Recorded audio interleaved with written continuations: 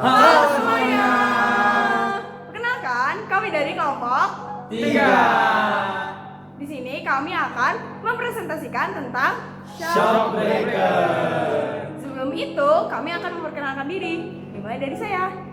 Halo, nama aku Nadia Salsabila Gusta dengan NIM 1642539. Halo, perkenalkan aku Felix Ezra Pramatya dengan NIM 164253349. Halo, aku Kiara Rasya Minerva dengan NIM 164-25365. Halo, aku Novel Rafif Salman Salsabil dengan NIM 164-25275. Halo, nama aku Muhammad Arif Hasim, NIM 164-25015. Halo, aku Nadia Rosyada dengan NIM 1642533. Halo, aku Iska Farishamo dengan NIM 164-25313. Oke, selanjutnya Hai. Halo semuanya, jadi komponen yang akan kami bahas adalah shock breaker atau biasa dikenal di bahasa Indonesia itu sebagai peredam kejut. Nah, fungsinya tuh apa sih? Nah, jadi fungsinya di dalam sistem suspensi kendaraan adalah untuk meredam getaran dan osilasi vertikal yang timbul saat mobil melintasi permukaan yang tidak rata jalannya itu. Jadi, peran utama shock breaker ini adalah menjaga kestabilan serta kenyamanan dalam berkendara. Hal yang paling penting dan utama nih dari shock breaker ini adalah fungsi terhadap keselamatannya teman-teman. Shock breaker ini memastikan ban selalu memiliki traksi penuh, yaitu tetap menempel pada permukaan jalan. Hal ini tuh penting banget loh untuk efektivitas pengereman dan kendali saat menikung. Gitu deh teman-teman. Di sini shock breaker menggunakan beberapa konsep fisika. Yang pertama ialah konsep pegas.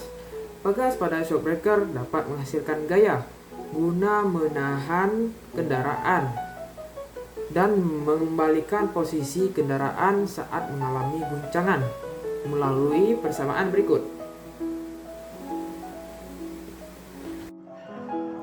Adapun poin fisika yang kedua adalah osilasi teredam. Osilasi teredam itu adalah getaran yang amplitudenya semakin mengecil dari waktu ke waktu karena sebagian energinya hilang akibat gaya redaman seperti gesekan atau hambatan fluida. Dalam shock breaker, redaman ini membuat getaran mobil cepat mereda setelah melewati gundukan sehingga kendaraan kembali stabil dan tidak terus memantul. Adapun persamaan dari osilasi teredam ini adalah XT sama dengan AE min beta T cos omega dt ditambah psi.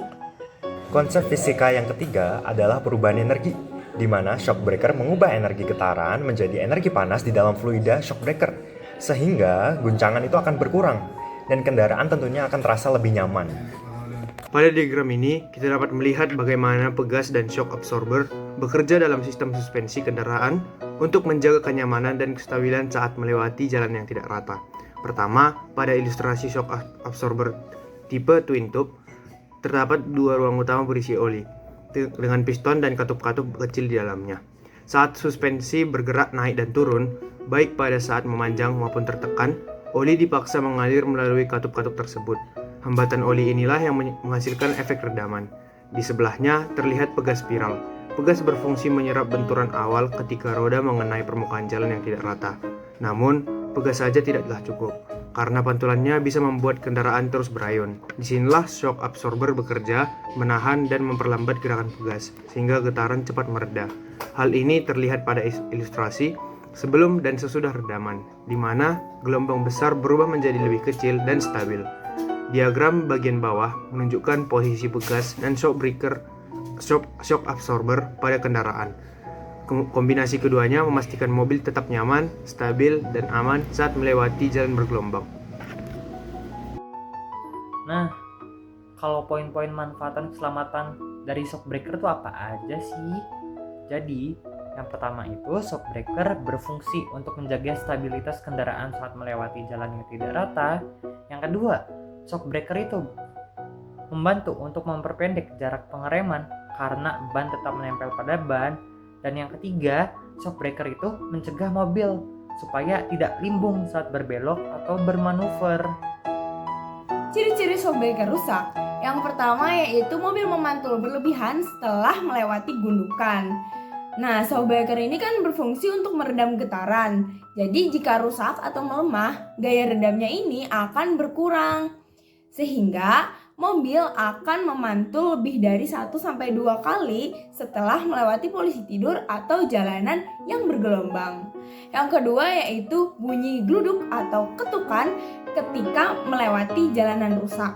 Nah, bunyi gluduk ini terjadi atau muncul karena bagian dalam shockbreakernya ini sudah tidak bekerja secara normal atau oli shockbreaker bocor sehingga ruang dalam shockbreaker itu kosong.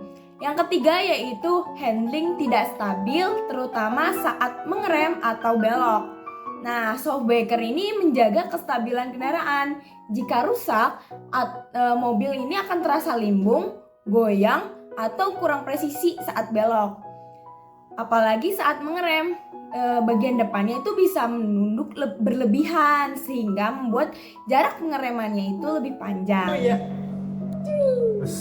Tuh, fisika seru banget kan guys? Kita bisa mempelajari hal-hal yang tidak masuk ke otak kita sebelumnya dengan fisika. Dalam hal-hal terutama kali ini kan kita bahas shockbreaker ya. Itu sangat useful kan? Betul banget, Setuju. Nah, mungkin untuk sekarang itu aja yang bisa kita bahas. Sekian, terima kasih. Bye-bye.